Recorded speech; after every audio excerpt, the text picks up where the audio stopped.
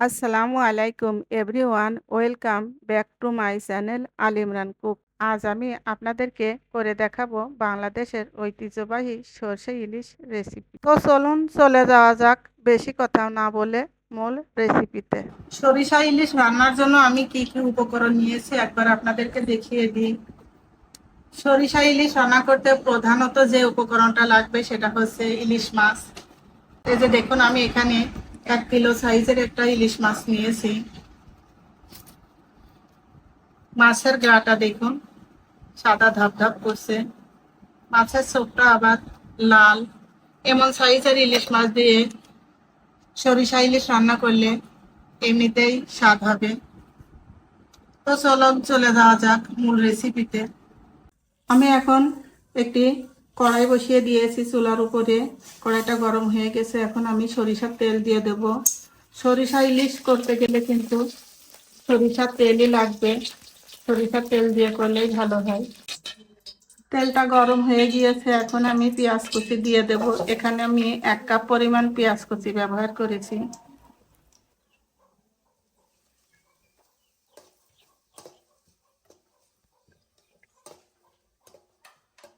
পেঁয়াজটা brown colour হওয়া পর্যন্তই আমি নেড়ে নেব।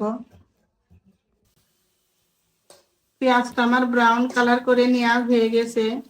এ পর্যায়ে আমি এখন 4-5টা কাঁচামরিচ দিয়ে দেব। কাঁচামরিচের 2 পাশ আমি কেটে দিয়েছি, যেন ফ্লেভারটাও যায় আবার ঝালটাও বের হয়। এ পর্যায়ে আমি এখন 1 চামচ শুকনা মরিচের গুঁড়া দিয়ে দেব, 1 চামচ হলুদ দিয়ে দেব, স্বাদ মতো লবণ দিয়ে দেব। পেঁয়াজ আর মরিচের গুঁড়া আমি খুব ভালো করে নেড়ে কষিয়ে নেব। আমি এখানে সমস্ত মশলাই একসঙ্গে অ্যাড করব না, আমি পর্যায়ক্রমে মশলা দিতে থাকব। তবে সরিষা ইলিশ করতে গেলে আপনারা কখনো এই রসুন কিংবা আদার পেস্ট দিবেন না, এতে সরিষা ইলিশের যে স্বাদ বা ঘ্রাণ সেটা নষ্ট হয়ে যায়। অল্প একটু পানি দিয়ে আমি এখন পেঁয়াজটা খুব ভালো করে সিদ্ধ করে নেব।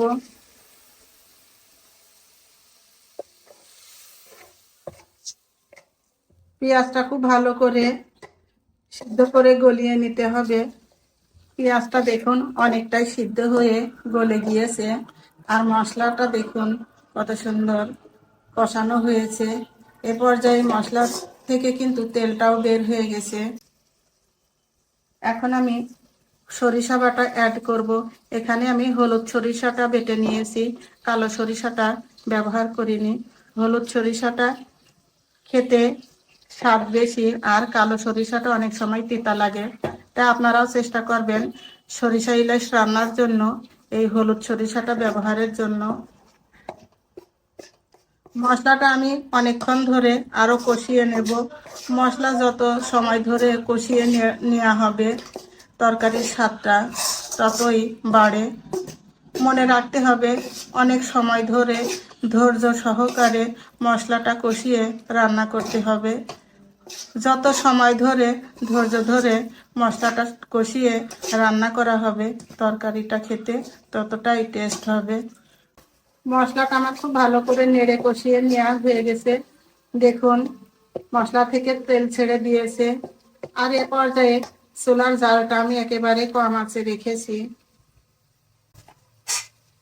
এ পর্যায়ে আমি কেটে ধুয়ে রাখা মাছগুলো দিয়ে দেব।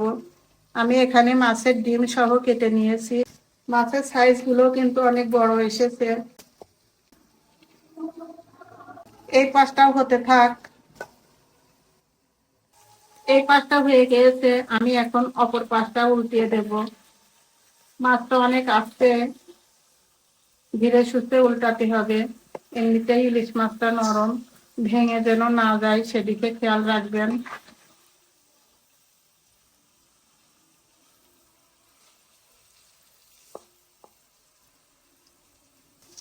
দুই পাশে খুব ভালো করে হয়ে গেছে, এখন আমি অল্প পরিমাণ 4 পাশ দিয়ে একটু পানি অ্যাড করে দেব।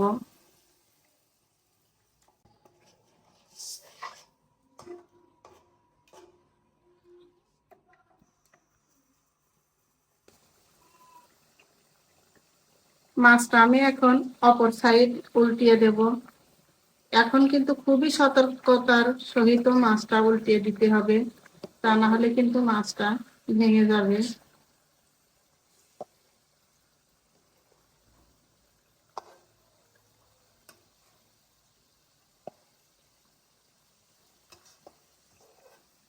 আমি ততক্ষণ পর্যন্ত জাল করব যতক্ষণ পর্যন্ত নিচ থেকে তেলটা উপরে ভেসে না ওঠে। তো এখন লাস্ট পর্যায়ে দেখুন মাছটা আমার সম্পূর্ণভাবে হয়ে গিয়েছে, তেলও কিন্তু নিচ থেকে উপরে উঠে এসেছে। এখন আমি নামিয়ে নেব। তো আপনারা তো দেখলেন আমি কিভাবে সরিষা ইলিশ রান্না করলাম। দেখুন কালারটা কত সুন্দর এসেছে। আর সরিষা ইলিশের ঝোলটা দেখুন শুধু। ঝোলটা দেখলেই কিন্তু জিহ্বায় পানি চলে আসছে। লোভনীয় একটা কালার এসেছে। এই ঝোল দিয়েই কিন্তু গরম, গরম ১ প্লেট ভাত খাওয়া হয়ে যাবে। তো আপনারাও বাড়িতে এভাবে ট্রাই করবেন। ভিডিওটি এখানে শেষ করলাম। আসসালামু আলাইকুম।